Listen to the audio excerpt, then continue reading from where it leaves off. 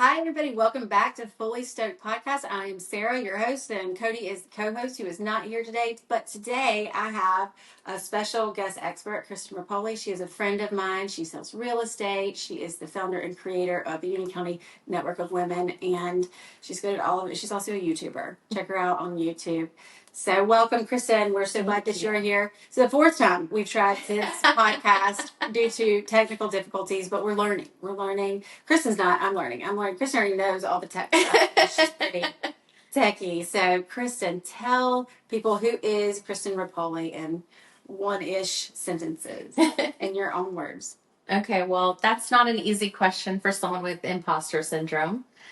Because I'm going to underplay everything that I do. So you tell me who you think I am. Okay, Christen Ripoli has become a friend over the years. Okay, you're a very good friend. You're consistent and low maintenance, and you do not emote much, and I appreciate that very much. In business, you really and truly, I do appreciate that. So you're a friend, number one. This is more than one sentence, and you are the founder and creator of Union County Network of Women, which has become really this wonderful, special group of women who are now friends, and we network together as well. And that's in Union County, right outside of Charlotte, North Carolina. And you are a YouTuber who has quite a following, and a businesswoman, a realtor, very successful.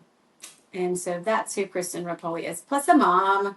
And on the HOA board, and I run 2 book clubs. And what else do you do? Bunko. Yeah, she's busy. You are busy. In one word, Christen Ripoli is busy. That's true. Sarah Stokes is busy too. we like to run together. We do, yeah. So we're busy. Awesome. Well, Kristen's business journey and real estate, YouTube, and life. Can you tell us what first pulled you into real estate? And Charlotte, because you're not here, right? Yeah, I'm not from here. I'm from Ohio, Northeast Ohio. Shout out to Hubbard. If you have any clue where that is, if you can find it on a map, make sure you reach out to me because I want to know about it. I will mention really quickly, the other day I was driving and I saw somebody had a sticker on their car and it had Ohio and it had 330, which is my area code. Never see 330. I literally took a picture of it because I wanted to remember that I saw this was in Sun Valley. So cool. If you're out there and you have a 330 sticker on your car, let's connect. There's only a few of you. There's apparently very few. Never hear it. What brought me to Charlotte? I was formerly a teacher in Ohio, and our school closed. It was a charter school, and it closed, and we had to kind of face a crossroads. What do we do next? And Jason said, what's keeping us in Ohio? Let's look for teaching jobs somewhere else. So I really did. I looked, I posted all of the applications, all of the resumes, Texas, Florida, all over the place, which I was attending Elevation Church online, and it did not even occur to me to apply in Charlotte for some reason. And then one day it just hit me. Why aren't you applying in Charlotte? So I did. I got a teaching job for CMS, and we moved here in 2018. It was really a very quick move. Yeah. In fact, all of our family was like, this is not going to happen. You're not moving. And I was like, well, probably not, because all of the stars have to align, and there's really no way this is going to work out because a lot of things had to work out perfectly. Yeah. And then they sort of did. So here we are. That's cool. Yeah. And then real estate, actually, my husband had been telling me since early in our relationship, probably 2001, 2002, telling me I would be a great real estate agent. And I told him, there's no way. I'm not a salesperson. That's not me. I never want to do that. Well, 1 year, okay, when I was in CMS, a few months in, I knew that I was not planning to return to teaching. And I just thought, what else can I do? Jason said I would be great at real estate. Let's give it a shot. And here we are. Yeah, that's true. I was also a teacher in CMS as well as other counties too, but I can definitely identify with you having those feelings after a year. Shout out to the teachers out there. Yes. We appreciate you. Thank Particularly middle school. You guys are in the trenches. Absolutely. We love you. Yes, we love you so much. And we will help you any way we can. Absolutely. We will donate. We will help you find houses. Yes. Whatever. Yes. We appreciate you. All right. So what made you start the YouTube channel, and how long you've been doing that? And tell us a little bit about that, because you're very successful with it. Yeah. I point her out to a lot of my realtor friends, and they'll look you up. They're like, good gracious, she really is good. Well, it's funny because when I did teach in Ohio, I taught for an online school. And a lot of our communication was through video because I taught high schoolers. They did not have any requirements to attend the live sessions. So if I didn't create videos to send them, I would have really no communication with them at all. So I was really adept at creating videos already from my previous career. And then when I was in real estate school, pre-licensing, our instructor said the best thing you can do is start a YouTube channel. Start it now. So I thought I could do this. And so I did. As soon as I got licensed, I started my channel. But it didn't take off right away, right? No. How many years did you work on it? YouTube does take some time. It's a long game. People need to know they can trust you. So there's a lot of work that goes into it before you get the payoff. So it took a few years before that payoff happened, but a huge help was Jason ended up deciding to quit his job and help me full time. And so he edits the videos, he posts everything, he does the SEO, and having somebody full time focused on that helps a lot. Yeah, I bet so. Really. So if you had to give advice to a realtor who is like a little afraid to get in front of the camera, what advice could you give them just to go ahead and just get started? Okay, so if you try to wait until it's perfect, it's never going to happen. Imperfect action beats perfect inaction every time. Just jump in. People will relate to you if you are real on video. People will relate to a real, goofy, messed up video more than they will to a perfect, edited, crisp video every time. And so this is not on, we have not pre-planned this, but you've got a good following on Instagram and Facebook. Is that just natural that grew over the years? Is that how you got that, or maybe some of it crossed over? I think there's a little bit of crossing over. I do try to post a lot. I am in probably over 1,000 groups. So just by posting and participating and engaging, I think that builds a lot organically. Mm-hmm. And additionally, I essentially friend request everybody I've ever met. So that's a good idea. Yeah. So are you literally in 1,000 groups? I would imagine so. Yeah. That's probably a very close estimation. Wow, that's incredible. So let's talk about the Union County Network of Women, because it's really, I think the last time we met was just a few days ago, and people were getting a little chipped up because it's a really cool thing. So let's talk about that, because there are a lot of women out there that are going to watch this and think, I want that. How do I do that? How do I get started?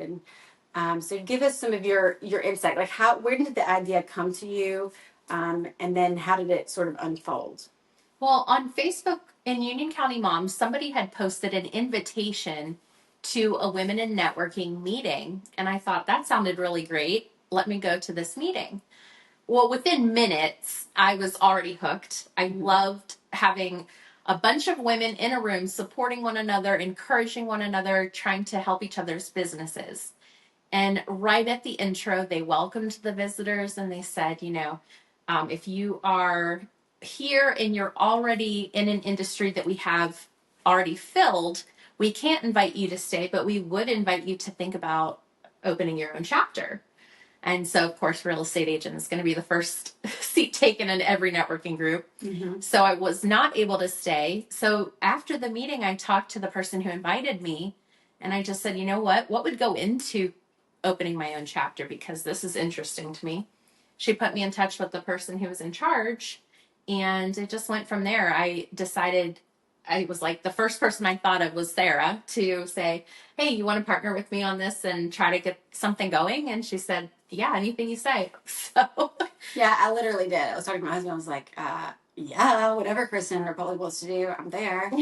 So, and it's really turned into this great thing. So how did it unfold, like over the past year? Because it's been about a year. Not quite. It's been like 9 months, I think. Yeah. So, I mean, did you have a vision for what it is now, or is it just kind of done it on its own organically? Yeah, I feel like it's probably done most of it on its own.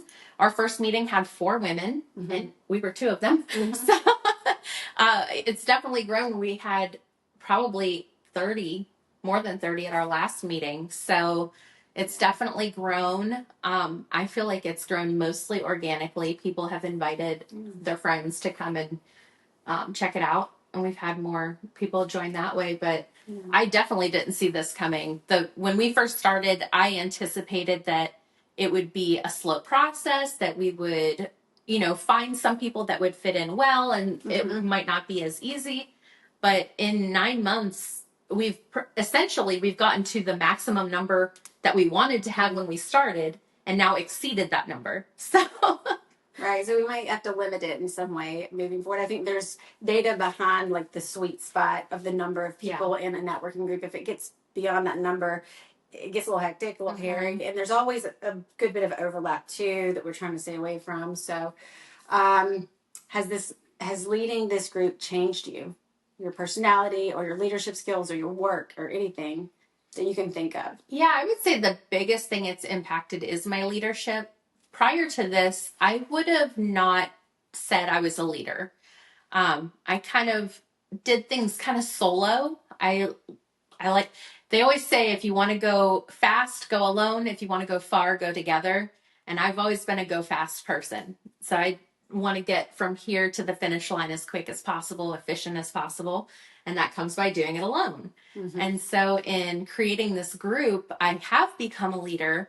And actually, I do a word of the year every year. And this year, my word was leadership, because I wanted to improve that opportunity. And I think that, I'm only seeing it from my perspective, but I think that it's going well.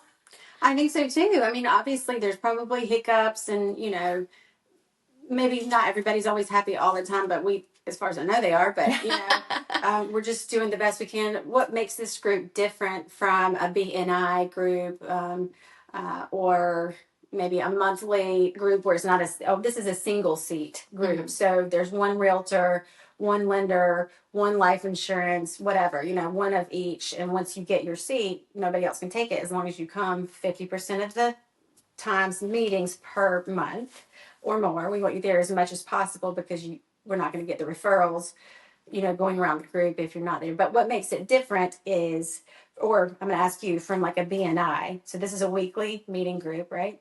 What makes it different from BNI? So I feel like the biggest difference between our group and a BNI group would be, well, the biggest difference is that we're all women.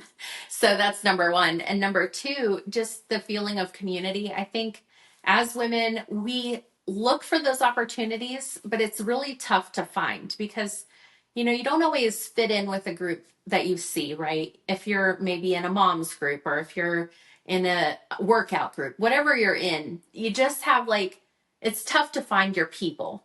And these are all women in business. We have a lot in common, and it's been really exciting to see how we can help build each other up and be a community with one another. Yeah. The camaraderie is definitely, I'm sure there's camaraderie in BNI. Yeah. I've not been a part of a BNI group. I think nor have I, but I feel like it's more business first, and we're more community first. Yes. Yeah. Yeah. From what I've heard from people who have been in BNI.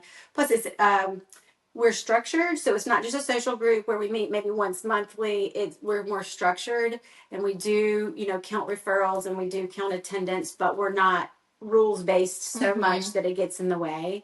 For example, we're having on Friday sort of a social meetup with Melinda. She's going to be doing a workshop on self-worth. Yes. So not sure that, stuff like that's pretty normal. She did another workshop a few months back on boundaries. And we're going to do a +1 event coming up. So this is outside of our weekly meetings. We're just going to get together in May. And just and support a local downtown Monroe. I guess it's a bar. Yeah. It's not a restaurant, is it? It's just a bar. What is that called? Local Logic. Local Logic. Yeah. So we go out and support the community. We have members all the time. Angela had suggested let's do a service project. She came up with 3 just like that. And I'm like, let's just send you over to Joy. Joy is the leader of the events committee. So Yeah, so that makes it more of like a friendship, sort Yeah. of service and socializing as well. Absolutely. So, rapid fire. Are you ready for these? Maybe. Okay. Would you rather sell a haunted house or a house with no kitchen? Haunted house. Really? Yeah. You don't have to disclose that? No. Oh. But here's the thing. A haunted house has a lot more opportunity for content. That's true. Nobody wants a house with no kitchen. I can't think of a single person who would appreciate That's that. true. It probably is required. Yeah. I would think. Even if you didn't cook, you would need a refrigerator. That's true. So, let's see. Would you rather be stuck in a group text with 30 realtors or do 30 back-to-back showings in one day? group chat. Okay. That's a lot. Either one of them are a lot. You could probably mute them, I guess. Yeah. All right. If I weren't okay, you finish this sentence. If I weren't a realtor, I'd be bored. Yeah. Yes. My favorite part of Union County Network of Women is empowering female entrepreneurs. Ooh, that's yes. All right. You're reading ahead. I see you. Okay.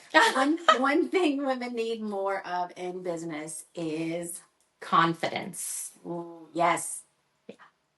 I mean, I can't speak for all women. Over and over. I can't speak for all women, but I know that I need it. So all the women that I talk to say that. Yes. And then biggest red flag. What's a major red flag in, I don't know, your work, like real estate or networking that you've learned to spot instantly? Any red flag? I think for me, a red flag would be somebody who's being evasive, hiding something. So when you're talking to them, they're sort of holding back something and you're thinking, what are they really trying to say here? That's the thing I try to stay away from. That's good. All right. So what would you tell a woman who has an idea but feels scared to start something like Union County Network of Women? There will always be a reason not to do it. Always. If you just do it and, what do they say? Build the plane while you're falling. Just jump. You'll figure it out. Yeah. We could probably help in some ways. Yeah. In some ways. We have a template. If you want to start another one, there might be a way. All right. Where can people find you? I'm going to put it in the summary here too, but you're on. If you know how to spell my name and you put it in Google, you will find everything you need to know about me. I am on every platform. So as long as you spell my name correctly, just stick it into Google and you will find me. Okay. Good to know. Final question. If your dream life was a home, what 3 things would have to be inside the home? That's a really loaded question. I would say somewhere for people to talk, maybe a kitchen island, a library.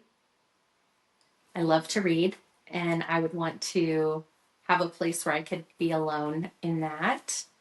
And third thing, natural light. I like all of it. Yeah. I really like all of those. Like a nice big island so lots of people can gather around it. Absolutely. Great. And then you could have my husband over and he could cook. He's a chef. Sure. Welcome, Cody. Yes. Yes. Well, that is a wrap. Thank you so much, Christen Ripoli, for being my guest. You are truly a very patient woman when it comes to my technology, but we appreciate you and we'll have you on for a follow-up soon, I hope. Absolutely. And, reach out to Christen, Google her, and you'll find her. She is literally everywhere. She's on everywhere, on everything. But check her YouTube channel out, too. That's really cool. Yeah. All right, until next time. Bye. I mean, I thought that was pretty awesome. There you go.